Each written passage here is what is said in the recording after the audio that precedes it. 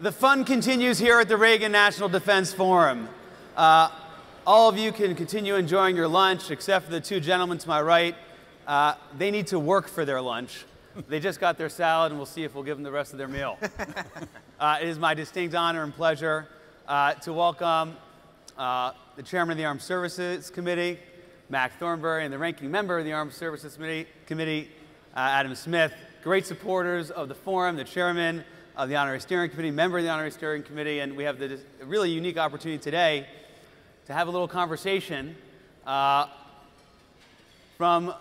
get a view from the Congress. And let's just jump right into it.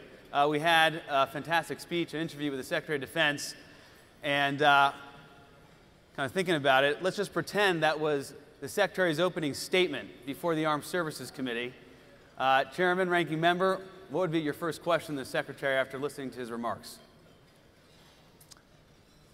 My first statement would be, thank you, Mr. Secretary, for serving. The country is really lucky to have you, and I was thinking that all the way through his remarks, by the way. I guess secondly, I would say, okay, Mr. Secretary, you have outlined for us a number of threats and challenges around the world. What we really haven't got, and you said we can beat Russia, China, what we really haven't gotten to is the state of the U.S. military to meet those threats. And that gets more into, as he said, our constitutional responsibility to have the military that then he has to employ in various ways. And so the state of the military, where are we against these sorts of challenges? I guess that'd be what I would head out. Congressman Smith? Well, first, I'd echo Mac's comments. I think we are incredibly well served by Secretary Mattis and really appreciate his leadership and also his interactions with Congress. DOD does not always love Congress. And he loved you. Yeah, I know, he did. That's what I'm saying. Not always, but he does. So, and he works with us, and very clear. And then I think Mac hit the nail on the head in terms of what we want to find out. When we're trying to meet these threats, sort of drill down to what it means. And I always think back to a conversation I had with a prior Commandant of the Marine Corps about, what does it mean to contain North Korea? And this is during the Budget Control Act and the tight times on readiness. And he said, basically, our war plan, if North Korea invades the South right now, would require us to sink every single Marine that we have to that warfighting area. So how many ships do we need to contain China? How many planes do we, what are the specific things that we need to have the deterrence the Secretary so great, specifically outlined? And that's what we have to do. And then we have to make those choices on what are we trying to deter militarily, what is required for us to have to deter. So let's follow up on that. In your oversight role, and you sit through more hearings than you probably ever want to, is the military big enough? Do you have a sense of what the military needs to deal with the top 5 the Secretary always talks about? The National Defense Strategy Commission, which I had a chance to serve on, I don't think that answer was ever clear to the commissioners. Are we built and prepared to deal with all the different threats and challenges faced today? Current force. I would say no, the military is not big enough. I don't know that we have to grow everything, but we clearly need more ships. For example, as China is being more aggressive, not only in the South China Sea, but in a variety of places around the Pacific and Indian Ocean, we simply don't have enough ships to have the sort of presence to deter their aggression. And so we could go category by category. I don't think we have the analytical capability to say, okay, this is exactly the right number of whatever that we need, but I do believe that we are not adequate for the panoply of threats, again, all at the same time facing us. Congressman, if you can answer that question as well, do you think also the Department of Defense has the analytic capability and know-how to tell us what kind of force we need to deal with all of it? Well, I think we have a logical problem here, because the answer to your question isn't just, no, we don't have enough troops to meet. I mean, it's the 4 countries plus transnational terrorism. That national security framework is basically what we've been working off of for some time. And if you imagine every scenario, if you imagine what Iran could do, what North Korea could do, what Russia, what China could do, what ISIS, Al-Qaeda, no, we do not have adequate resources for that. But I think the other more interesting part of that answer is it's utterly and completely impossible to have a large enough military if all of those threats were to come together at the same time. So this is something that I've been worried I don't want us to be basically chasing our tail here. All right, say this is what we have to have. It's 10 times more than we're ever going to be able to have. I think we need to figure out, okay, how do we manage the risk? How do we manage the threats in a sensible way? Because if you go through the war plans, what we would need if all of those bad scenarios happened at the same time, I don't think anyone would disagree with me. It's completely impossible. So let me follow up with you, Congressman Smith. A critique of the National Defense Strategy, with the Secretary of Defense touted today, is that it doesn't make enough choices, that it doesn't tell us prioritize China or terrorism, and you're just going to have to take a hit in area B, C, or D. Well, do you agree with that? I agree with that up to a point. I mean, I think it's true, but part of this also is having a surge capacity.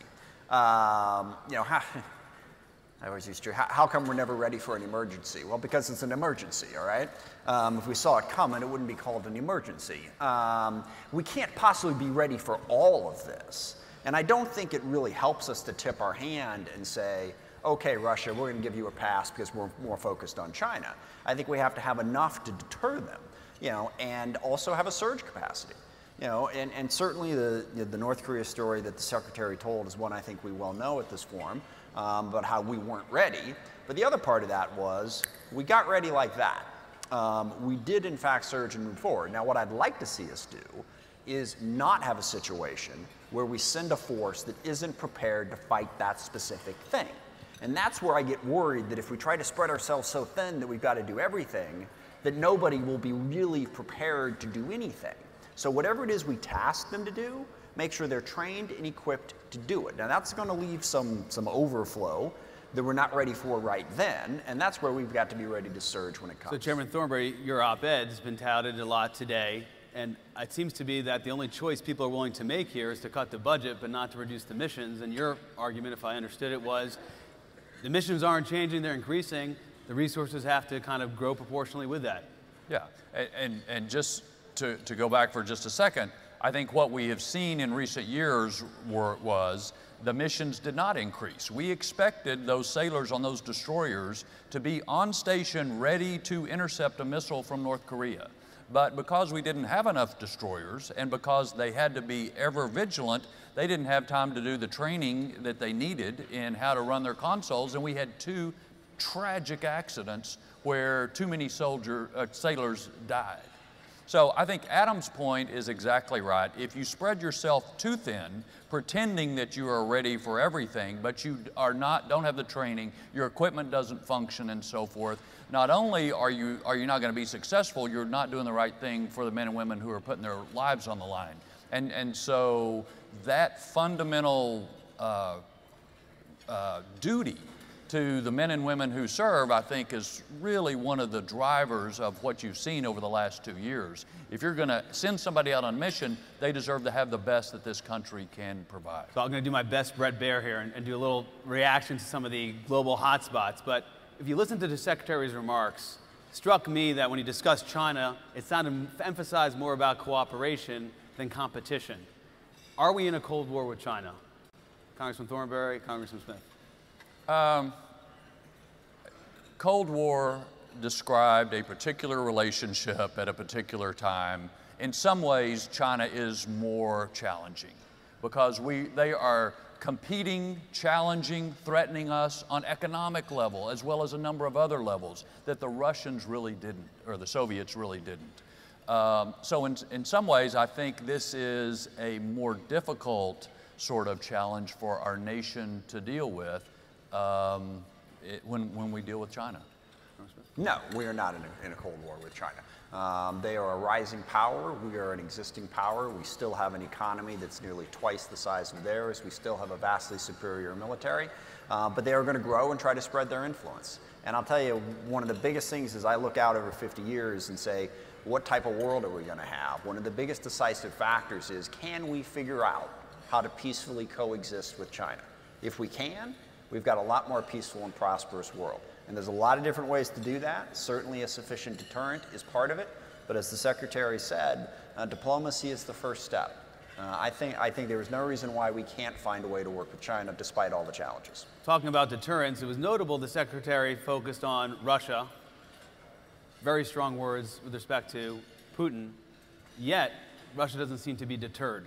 Is our military doing enough? Are we present enough in Europe to adequately deter Russia?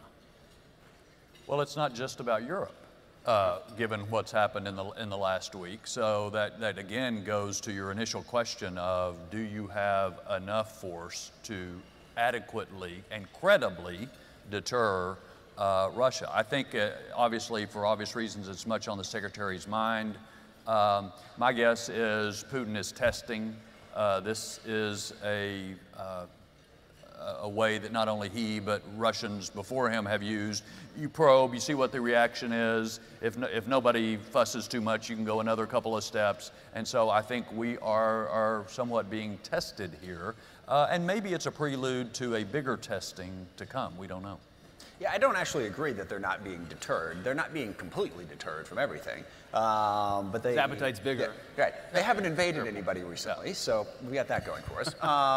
But no, I seriously do think a lot of our actions and the way NATO has responded, what we've done in Eastern Europe, has deterred some Russian aggression. But given the way Putin is looking at the world right now, I think Mac describes it perfectly. He's poking and prodding for whatever vulnerability, whatever line he could step across. It entered my mind to compare him to a 3-year-old, which wouldn't be fair. And I know you know what that's all about. But it's like, you know, they will test those boundaries. And I think right now we are deterring Russia, just not as much as we would like. Okay, let's turn to the battle in Washington, D.C. One of the things that's so notable and evident here with both of you on the stage is that in an era of heightened partisanship, there is bipartisanship in Capitol Hill, and that is the rule in the Armed Services Committee. I'd love each of you just talk for a moment or two about, do we take that for granted? Is it hard? Do you have to fight for that every day? What does it take to maintain a bipartisanship that allows for a defense authorization bill to get 60+ votes every year through the Armed Services Committee? Chairman? I would say we have two advantages, at least. One is our purpose. In supporting the men and women who have volunteered to defend our country.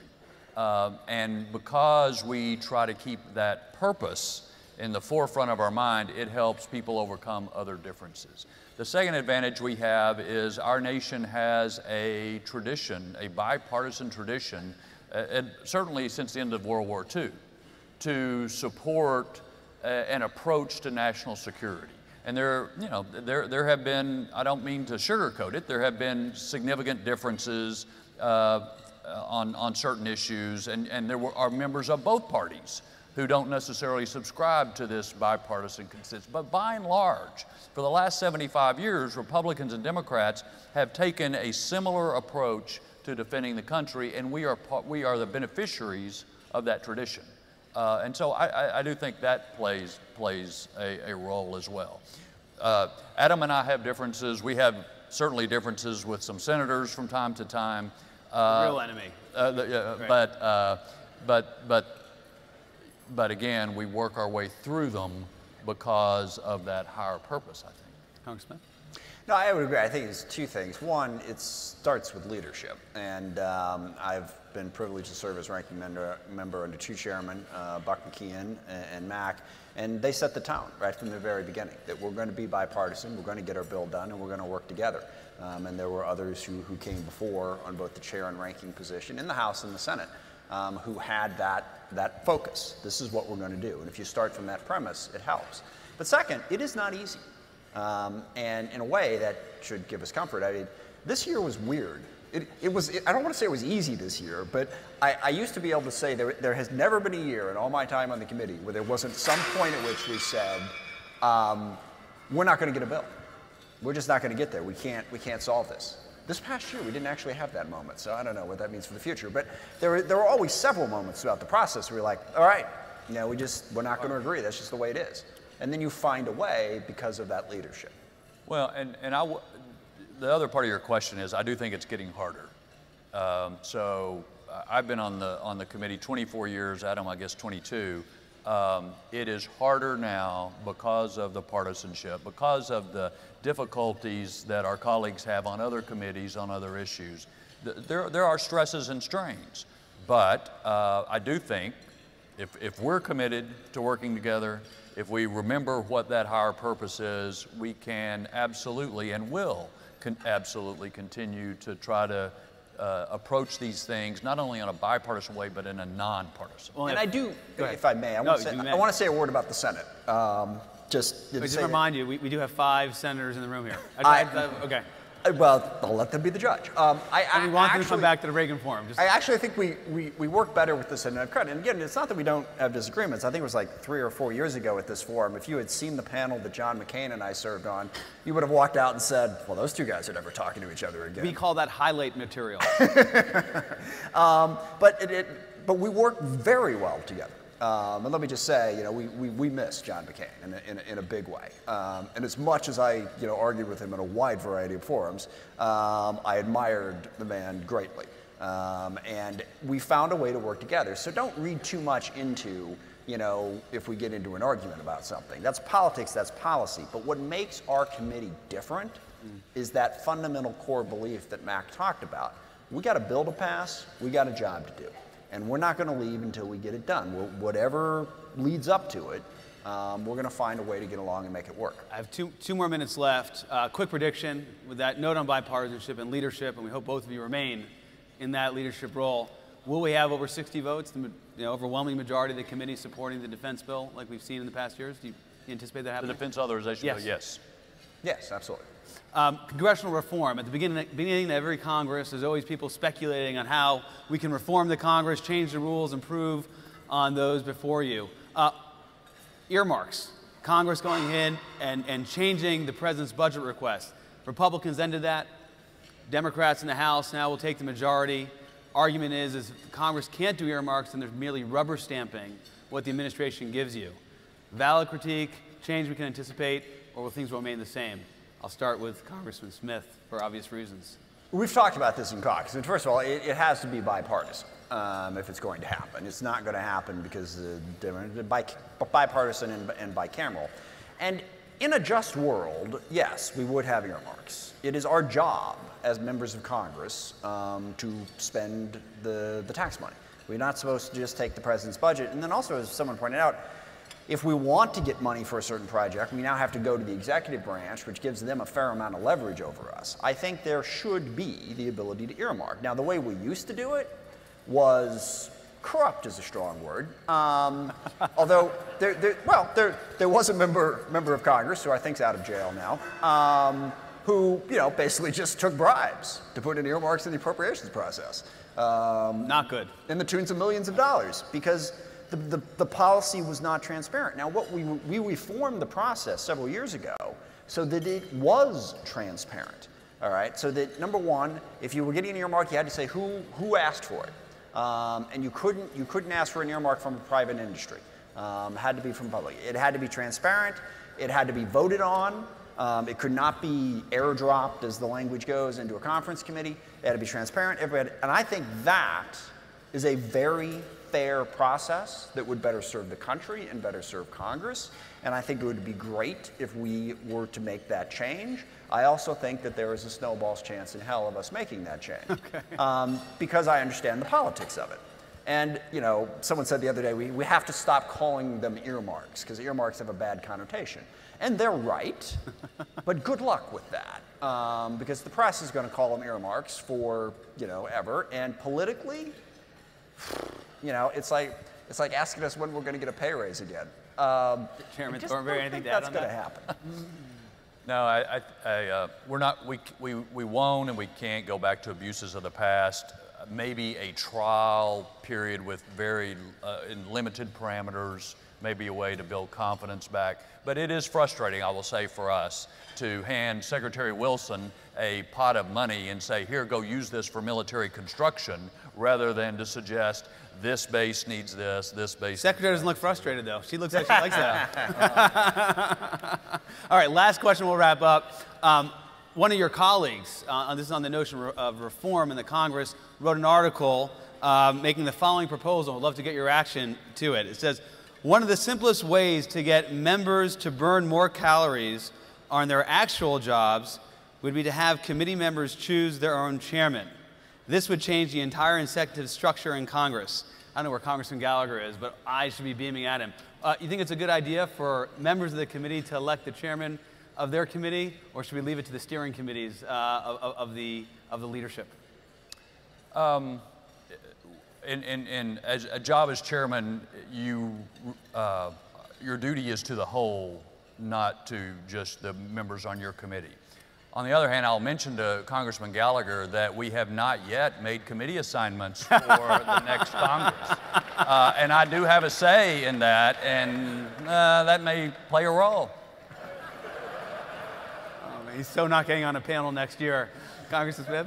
Yeah, absent the veiled threat, I completely agree with what Mac just said. That's not my department. No, we represent the whole Congress. In fact, that's one of the things that I think members of the Armed Services Committee need to recognize is that, you know, we're a very tight-knit group. We're working, as we've described, on a very important project, but everybody in Congress has a right to have a say in what goes in the defense bill. And I know both Mac and I, sometimes to our chagrin, we work with our caucus all across all spectrums, and they have a voice. We try to respect that voice. So it's not just the members of the committee who are involved and invested in the outcome of our work. It's the entire caucus on both sides. They should choose. Well, we're going to stop it there.